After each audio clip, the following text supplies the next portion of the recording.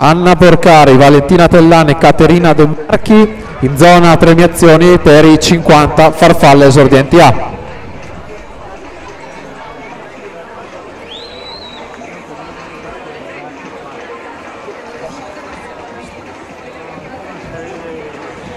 Tredicesima serie alla partenza, Anna Maria Pasqualicchio alla 1, Giorgia Petrario alla 2, alla 3 Giada Parolin, alla 4 Alessia Scaramuzza, alla 5 Ilaria Iovina, alla 6 Aletta Elena Gerbas, alla 7 Ginevra Schiavo, alla 8 Vanessa Pigozzo.